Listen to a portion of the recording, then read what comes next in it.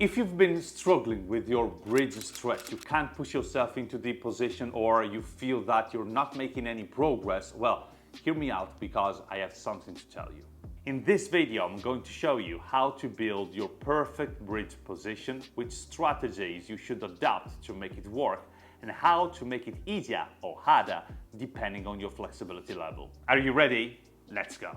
First, you have to understand how the bridge works. When you get into the stretch, what do you stretch the most? Have you ever wondered that? Well, it turns out that there are three things that determine your flexibility level in a bridge: your shoulders, your thoracic area, and your hips.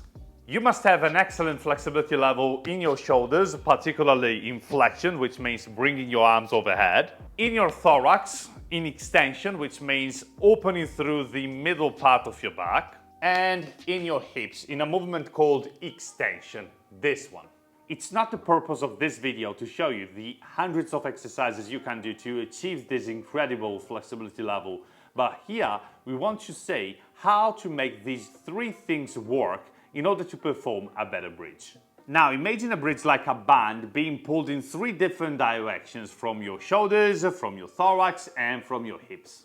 Now, if one side starts to pull less, the other ones can pull more, and the position, generally speaking, is gonna feel a little less intense, right? Well, let's see how to make it happen in a bridge. There are two main ways you can make a bridge easier to perform. The first one consists in taking your feet higher than your hands. In a regular bridge, your feet stay on the same line as your hands, right? What happens when you move them higher? You start to use less hip extension. Look at the different angles between my hips and the leg on the supports and the leg on the floor. Can you see the difference it makes? It's remarkable, isn't it? Well, in this case, there's a side of the towel pulling less, the hips.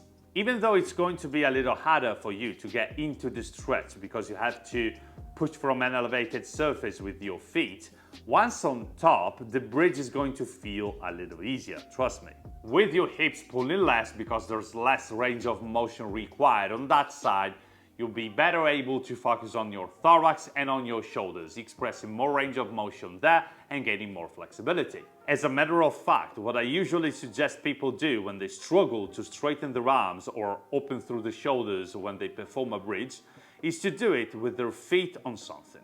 That can really change things by a lot. The higher the supports, the easier the position will be. With time, you can take the supports down to intensify the stretch, or vice versa. If you want to make it progressively easier, you just have to put more supports. By the way, I do think that you shouldn't go higher than your shoulder level with the supports. Now, let's get to the second strategy you can use to make your bridge stretch easier or harder. This consists of separating your legs or bringing them together. When you separate your legs, the front muscles of your hips will require less flexibility. So again, the side of the band that is going to pull less is your hips again. Vice versa, if you want to intensify the bridge stretch, you can take your feet together.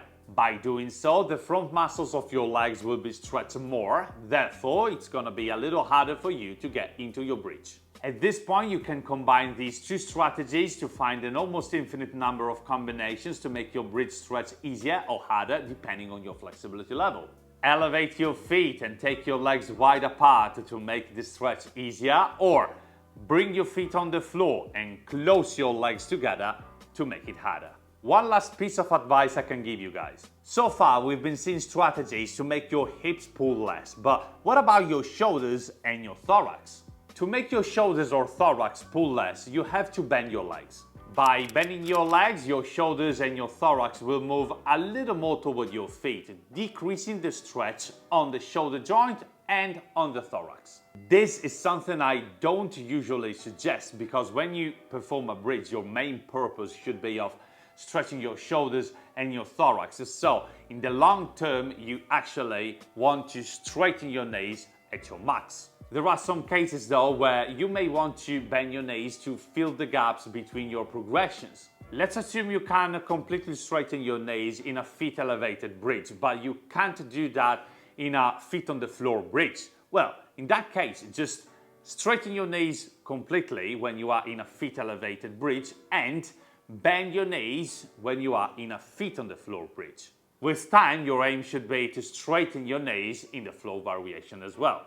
Knees bent or knees straight depends on the intensity of the stretch, but at the end of the day, you always want to aim for straight knees. That is what stretches your shoulders and your thorax maximally. So, a little surprise, you have actually 3 strategies to work on your bridge position. Feet elevated or on the floor, legs apart or together, legs bent or straight. Don't stick to just one progression. Choose at least 2. One progression where you can completely straighten your knees. Elevate your feet as much as you want and separate your legs and find a position where you can almost completely or completely straighten your knees. Then find another progression where you struggle to maintain your knees straight. That is the hardest progression you can handle. Work on both progressions at the same time. Start with the easy one and finish your session with the hard one. Once one variation gets extremely easy for you, you can increase the intensity by decreasing the height of your feet, for example, or by taking your legs together. In this way, you can continue to make progress. You can perform 1 to 3 sets per variation and hold the stretches for 10 to 20 breaths. Little by little, you do want to take your legs together and bring your feet on the floor, straighten your knees completely, and that is the most intense bridge position you can perform. I hope that after this video, your bridge flexibility will skyrocket. Let me know in the comments down below if you have any questions for me or any other topic you may want to discuss. Also, if you like the video, make sure to hit that thumb up button. If you want to increase your flexibility, don't forget my Flexibility Guy app, where you're gonna find an entire stretching video course and more than 50 programs to increase your flexibility. You can check it out following the link in the description down below. With that said, thank you so much for staying with me today. Have a nice stretch and see you in the next video. Bye. I traveled all the way to Japan in this place of silence and peace to find out the secrets of flexibility training. I'm in this temple right now because here is where I believe it's hidden, the secret I'm looking for. You gotta be somewhere around here. What? A book? Nani? Honwa? Secret desu ka? Amazon de kaimasu ka? Oh, so ka. Arigatou gozaimasu. Stretching Modern Flexibility Methods is the complete playbook to master your flexibility, and you can check it out on Amazon right now. Huh? It works! It works!